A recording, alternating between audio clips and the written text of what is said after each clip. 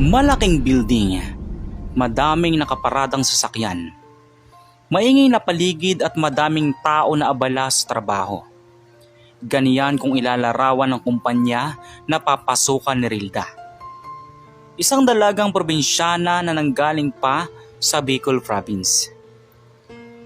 Dahil sa kahirapan ng buhay ng kanyang pamilya, ay napilitan siyang makipagsapalaran papunta ng Laguna upang humanap ng trabaho at makatulong sa mga magulang at mapaaral ang tatlong kapatid na nag-aaral pa lamang sa elementarya.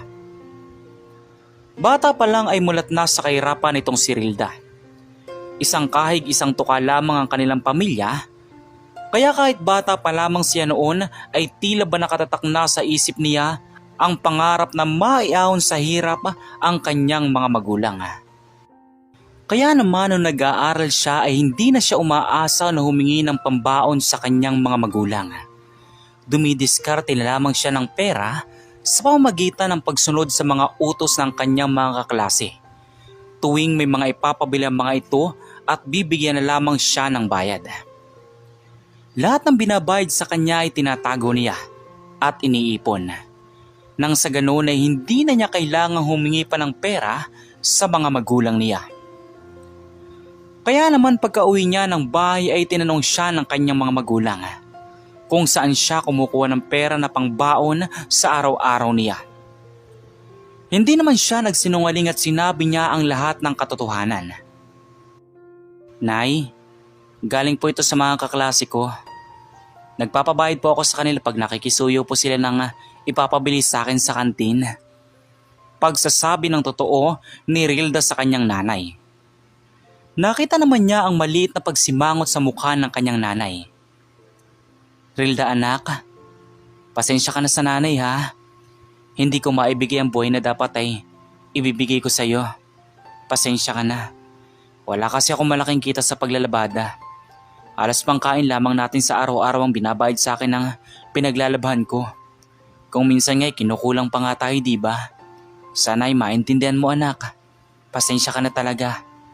Babawi na lang ako sa inyo sa mga susunod na araw ha. Malungkot na paliwanag na kanyang nanay na si Cindy. Ano ka ba nanay? Huwag kayong mag-alala. Hindi niyo po kailangang humingi ng sorry sa akin.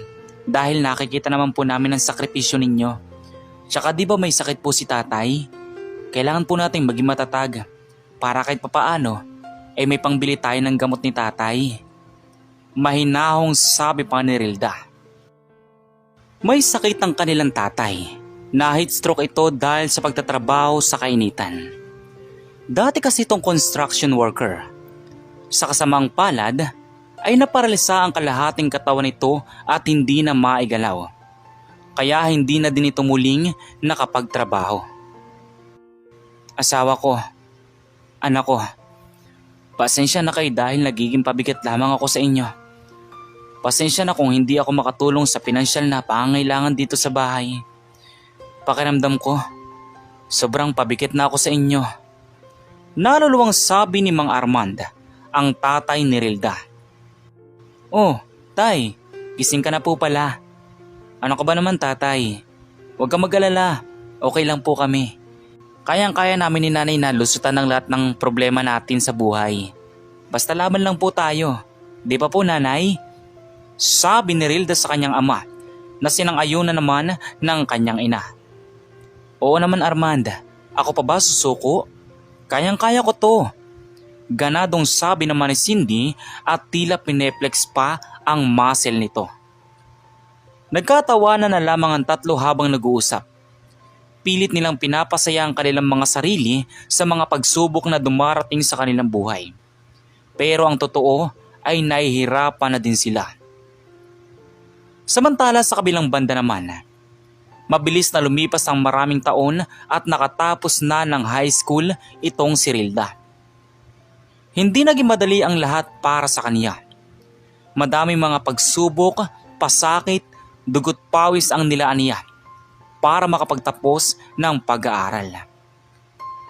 Ngayong nakatapos na siya ng pag-aaral, ay gusto niya sanang ipagpatuloy ang pag-aaral sa kolehiyo. Ngunit mas pinrayority muna niya ang pagtatrabaho. Lumawas siya papuntang Laguna kahit na pinipigilan siya ng kanyang mga magulang. Anak, sigurado ka na ba sa desisyon mo na magtrabaho sa Laguna? Ibang kalakaran ng pamumuhay doon. Wala kang kasama doon at tanging sarili mo lang. Paalala ng kanyang ina. Nay, huwag po kayo mag-alala. Kayang-kaya ko po ang sarili ko. Basta magdasal lamang po ako palagi. Nung nag-aaral nga po ako dati, di ba? Kinaya ko po lahat. Kaya sanay na po ako, nanay. Huwag po kayo mag-alala. Magpapadala na lamang po ako sa inyo dito pag nagkaroon na po ako ng trabaho. Tsaka ako na po ang bahala tumulong sa mga kapatid ko sa pagpapaaral. Basta sisikapin ko po na kahit papaano ay makalugluwag tayo sa buhay. Sabi niya nang may paglalambing sa ina. Siya, sige anak. Kung iyan talagang desisyon mo, ay hindi kita pipigilan. Basta mag-iingat ka lang ha. Pahabol pang sabi ng ina. Anak, mag-iingat ka. Palagi kang tatawag sa amin ha. Huwag kalimutan magdasal. Matuto kang makipagkapwa-tao at makisama sa mga katrabaho. Iwasan ang mga tao na makakasalamuha mo pag alam mong hindi makakabuti sa iyo. Mag-iingat ka. Pagpapaalala pa ng kanyang ama. Matapos ang kanilang usapan ay agad nang nagpaalam si Rilda. Niyakap muna niya ang kanyang magulang at mga kapatid dahil alam niya na matatagalan siya bago muling makauwi sa probinsya. Ana, Sel, kayo nang bahala na tumulong sa gawaing bahay sa nanay at tatay ha. Huwag kayong magpapasaway. Mag-aral na mabuti at magpakabait. Pag nakasahod ng ate, ako na ang bahala sa inyo ha. Sabi niya sa nakababatang mga kapatid. Opo ate, kami na po ang bahala dito sa bahay. Promise po, mas lalo pa po namin gagalingan ni ate para matawa po si nanay at tatay sa amin. Sabi ng isang nakababata niyang kapatid. Tama yan, mas galingan niyo pa ha. Paano ba yan? Uuna na ang ate. Tatawag na lang ako pag nakadating na akong Laguna. Sabi pa niya. Matapos noon ay agad nang umalis si Rilda. Habang nasa biyahe nananalangin siya na sana ay makahanap agad siya ng trabaho para makapagpadala agad siya sa kanyang pamilya. Mabilis na lumipas ang oras. Halos 12 oras din ang kanyang biniyahe at nakarating na siya sa bahay ng kanyang titirhan. Nakitira muna kasi siya sa kaibigan niya noong high school na si April habang naghahanap ng trabaho. Tsaka na lamang siya maghanap ng sariling apartment pag na-hired na siya at nakasahod na. Kinabukasan ay maaga siyang gumising para simulan ang pag-a-apply sa trabaho. Madami siyang pinag-applyan pero ang palagi lang sinasabi sa kanya ay tatawagan na lamang siya. Gabi na makauwi siya sa bahay at bigo ang unang araw niya ng paghahanap ng trabaho. Rilda, huwag ka malungkot kung di ka kagad na hard. Huwag ka mag-alala, matatanggap ka din. Ganyan talaga pag nag-apply ng trabaho. Kailangan ng tiyaga at pasensya. Malay mo bukas, pag-apply may matanggap ka na. Pagpapalakas ng loob sa kanya na sabi ng kaibigan. Oo nga April Hindi ko lang talaga maiwasan na mag-alala. Kasi paano kung matagalan ako makahanap ng trabaho dito? Nakakahiya sa'yo. Kasi kargo mo ako dito. Tsaka isa pa, alam mo naman sa amin di ba? Kailangan na kailangan din ng pera dun kaya gusto ko na din kaagad magkaroon ng trabaho. Malungkot na sabi pa ni Rilda. Basta sa pagkain, huwag ka mag-alala Rilda. Sa ngayon ay ako muna ang bahala sa pagkain mo habang naghahanap ka pa ng trabaho. E di tsaka ka na bumawi sa akin pag meron ka na. Nakangiting sabi pa ng kaibigan. Sa narinig niya ay labis-labis siyang nagpasalamat sa kaibigan dahil sa tulong nito sa kanya. Matapos ang kanilang pag-uusap ay natulog na muna si Rilda para makapahinga. At isa pa ay maaga pa siya bukas sa kanyang pupuntang kumpanya na a-applyan. Kinabukasan pagkagising ay agad siyang nag-asikaso ng mga requirements na gagamitin sa pag-a-apply. Pumunta siya sa isang malaking kumpanya sa Santa Rosa, Laguna para doon mag-apply. Pagdating niya sa gate ng kumpanya ay nagtanong ito sa gwardiya kung saan pwede magpasa ng resume para sa pag-apply. Pinapunta na lamang siya sa office kung saan daw pwede magpasa ng resume, sabay interview na din. Kaya agad siyang nagtungo agad doon.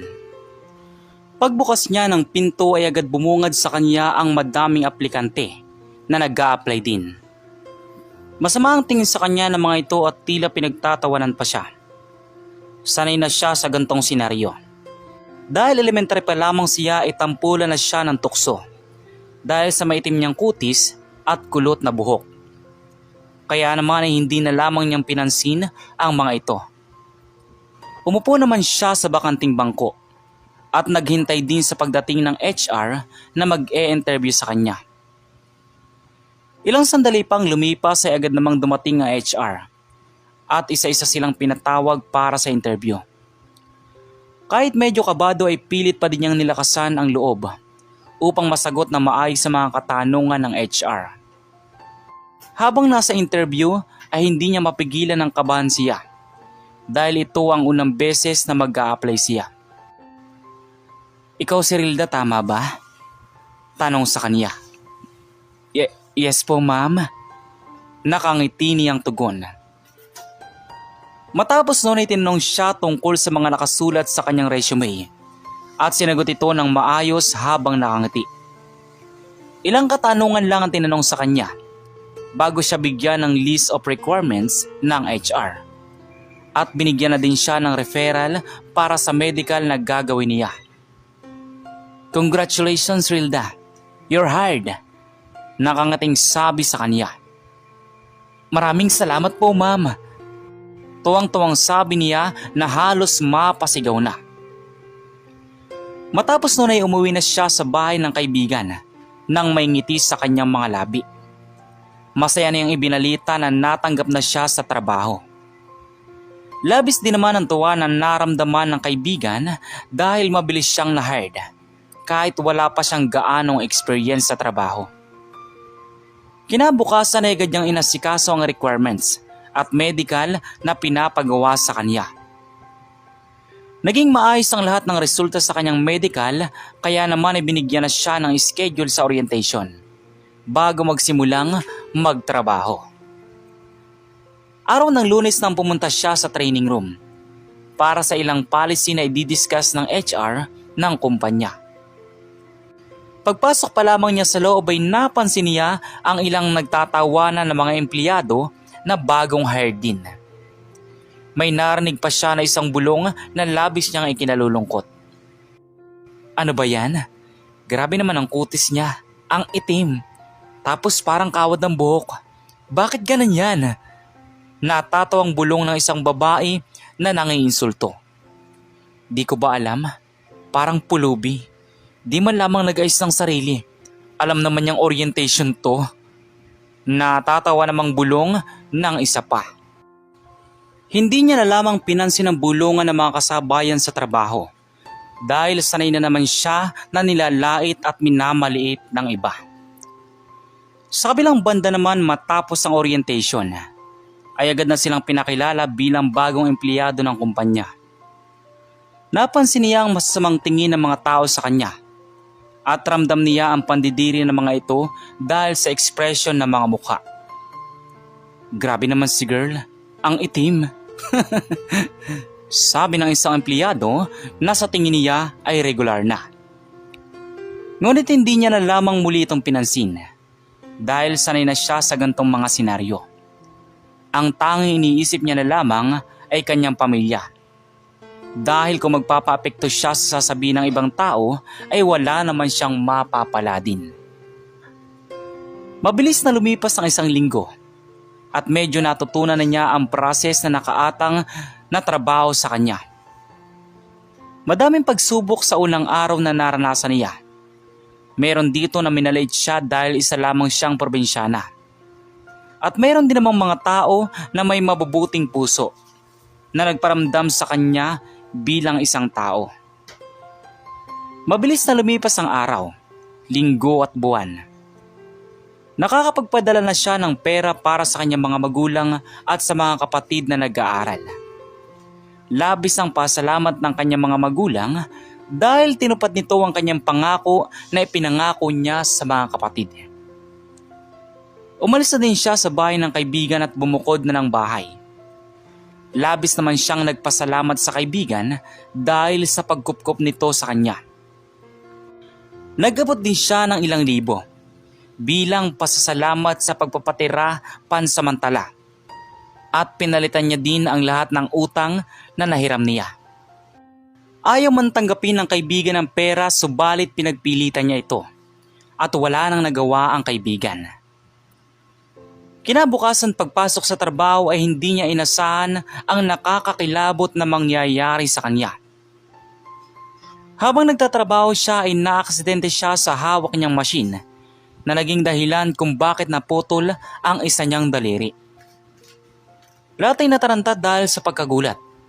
At isa pa, nasa company din ang pinakang owner ng kumpanya dahil sa isang business meeting. Hindi naman nailihim sa CEO ang nangyari kaya naman sumama din ito sa production upang makita ang babaeng naaksidente. Kakaibang ugali ng CEO na si Mr. Marcos dahil sobrang bait nito at mapagmahal sa mga empleyado. Hindi niya tinuring na mababang uri ang mga ito, bagkos ay tinuturing niya pang tunay na pamilya.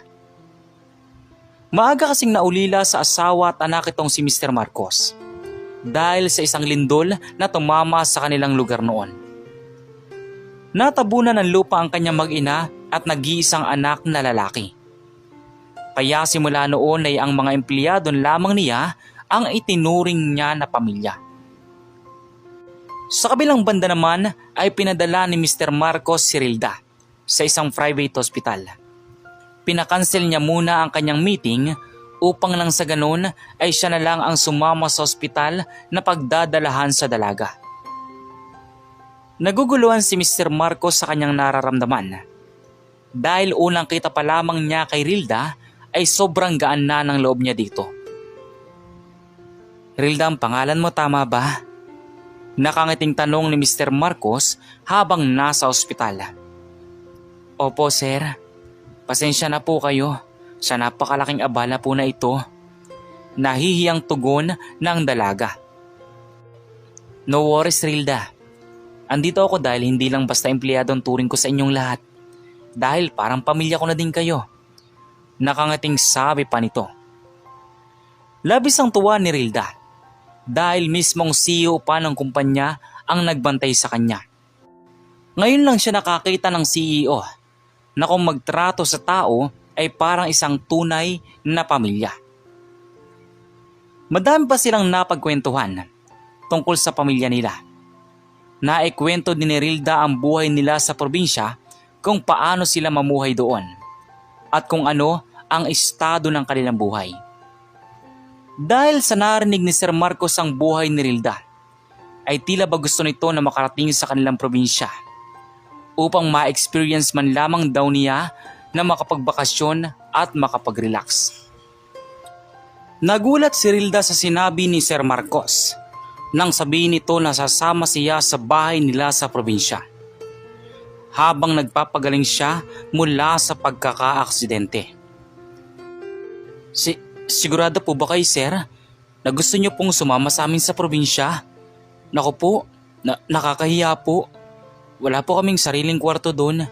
Tsaka kubo lang po ang bahay namin. Nahihiyang sabi ni Rilda. Ano ka ba Rilda? Okay lang. Sanay ako sa hirap. Dahil bago ko narating ang pagiging CEO, madami akong pagsubok na pinagdaanan sa buhay. Kaya don't worry, hindi ako maselan. Nakangating sabi pa nito. Tila ba matagal na magkakilala ang dalawa dahil panatag ang loob nila pag sila ay nag-uusap. Malapit din ang loob ni Rilda kay Sir Marcos dahil sa kabaitan nito at sa pagiging humble. Samantala ilang araw ang lumipas. Matapos ang pagpapa-opera sa daliri ni Rilda ay agad na itong nag-leave. Lumabas na din ito ng ospital at planong sa probinsya magbakasyon. Tulad nga ng sabi ni Sir Marcos ay sasama ito kay Nerilda sa probinsya para magbakasyon at makilala ang pamilya nito.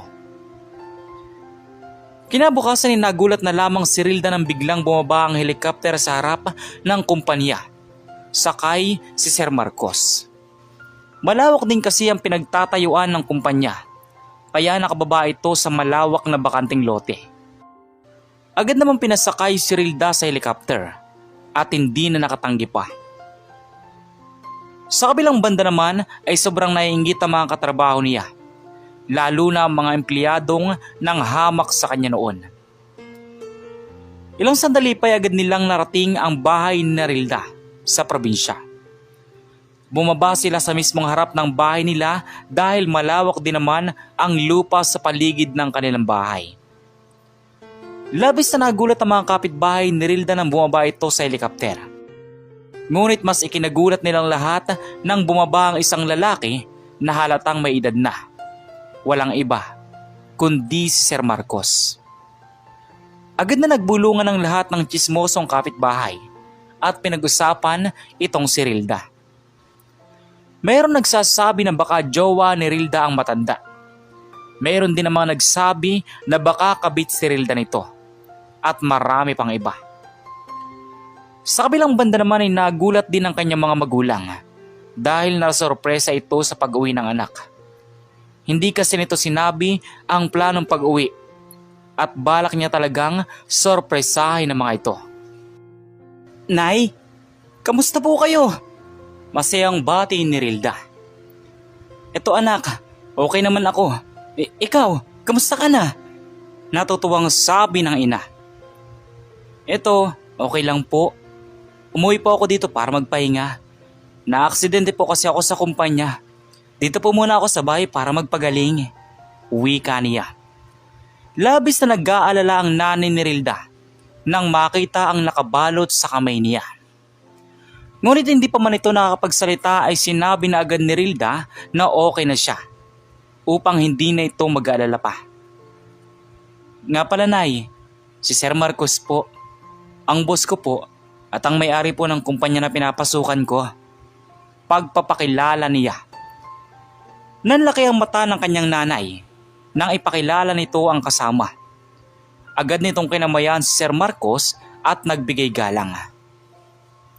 Magandang araw po sir. Kayo po palang boss ng anak ko. Tuloy po muna tayo sa bahay. Pasensya na po kayo dahil sa bahay po namin. Maliit lang po ito at wala pong malambot na upuan. Pagpasensyahan nyo na po. Nahihiyang sabi nito. Agad namang sumingit si Rilda at nagsalita. Nanay, don't worry. Mabait po si Sir Marcos at simpleng tao lamang din. Galing din po siya sa hirap noon. Kaya naintindihan po niyang sitwasyon natin. Nakangiting wika ni Rilda. Agad naman na sumang-ayon si Sir Marcos sa sinabi ni Rilda. Matapos noon ay umupo na sa bangkong kahoy si Sir Marcos. Habang nagpe-prepare ng pagkain ang nanay ni Rilda. Tuwang-tuwa naman si Sir Marcos sa mga kapatid ni Rilda. Dahil sa sobrang gagalang at marespeto ng mga ito. Hindi naman mawari ni Marcos kung bakit sobrang magaan ang loob niya sa mga ito. Matapos maganda ng pagkain ay pinuntahan na ni Rilda ang kanyang tatay sa kwarto upang kamustahin at alalayan sa paglakad para sabay-sabay na sila sa pagkain. Mas lalong lumala kasi ang sakit nito mula nang ma-stroke ito. Ilang taon na ang nakakalipas. Habang naglalakad si Rilda at akay-akay ang kanyang ama sa pagkainan, ay biglang napatayo si Sir Marcos sa inuupuan. Pinagpawisan ito at halos mataranta nang makita ang tatay ni Rilda. Hindi siya maaaring magkamali. Pamilyar sa kanya mukha nito kahit nagkaedad na. Napansin din niya ang isang scars sa braso nito na palatandaan niya sa anak na namatay. Dahil sa kuryosidad ay tinanong ni Rilda si Sir Marcos kung ano ang nangyayari sa kanya. Ngunit hindi na siya nasagot nito at agad na niyakap ang kanilang tatay na labis na ipinagtaka ng buong pamilya ni Rilda. Sir, Bakit po? Ano pong nangyayari? Kilala niyo po ba si tatay? Nagugulo ang tanong ni Rilda. Oo, Rilda. Kilalang kilala ko siya.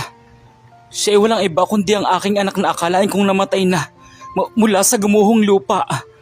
Nanginginig na sabi ni Sir Marcos. Labis-labis na ikinagulat ng lahat ang sinabi ni Sir Marcos. Kaya naman para malaman ang katotohanan ay agad silang nagmadaling umalis ng bahay papuntang Maynila upang magsagawa ng DNA test. Kahit gutom ay umalis na agad sila para malaman ang katotohanan sa pagkatao ng kanilang tatay. Naiwan naman sa bahay ang mga kapatid at nanay niya at babalitaan na lamang niya ang mga ito sa magiging resulta. Ilang minuto lang ang lumipas ay nakarating na sila sa pagpapagawaan ng DNA test. Kahit medyo kinakabahan ng lahat sa magiging resulta, pinilit na lang harapin kung anuman ang kalalabasan nito. Ilang araw na nakalipas ay agad nang lumabas ang resulta ng DNA test at napag-alaman nila na ang tatay nga ni Rilda ang nawawalang anak ni Sir Marcos. Napaluwa si Sir Marcos dahil sa labis na tuwa, habang si Rilda naman ay hindi pa rin makapaniwala. Agad naman niyang tinawagan ng kanyang nanay at sinabi ang magandang balita. Kahit ang mga ito ay hindi makapaniwala sa nangyari. Samantala sa kabilang banda naman, ipinagamot ni Sir Marcos ang kanyang anak sa magagaling na doktor upang sa mabilis na paggaling. Nagkaroon pala ng amnesia ang tatay ni Rilda dahil sa trahedya noon at nakaligtas din pala ito. Kaya kahit konting alaala sa nakaraan ay hindi niya maaalala na. Kaya naman, naghihintay pa din si Sir Marcos sa pagaling ng kanyang anak at umaasa na maaalala ang nangyari sa nakaraan. Kaya pala magaan ang loob niya kay Rilda at sa mga kapatid nito dahil apo niya pala ang mga ito. Pinaluwas na din ni Sir Marcos ang pamilya ni Rilda at pinag-aral sa kilalang universidad at pinatira sa napakalaki niyang mansyon. Lahat naman ng mga empleyado na ng api kay Rilda noon ay hindi makapaniwala sa kanilang nalaman. Dahil ang inaapi-api pala at nilalait-lait nila noon ay walang iba, kundi ang apo ng kanilang CEO. Hindi talaga natin alam kung ano ba ang magiging kapalaran ng bawat isa. Kaya naman, palagi nating tatandaan na bilog ang mundo. At wala tayong karapatan na mangusga sa ating kapwa tao. Kayo, ano pong masasabi nyo sa kwento natin ngayon? At kung anong mga aral po ang mga natutunan ninyo? Maaari nyo po bang i-comment dun sa baba dun sa comment section para muli ko pong mabasa? So once again, inuulit ko pong muli. Ako po si Tamoxki TV. Kita-kita po tayong muli sa mga susunod pa nating maraming mga video. Thank you and God bless you all. Peace out.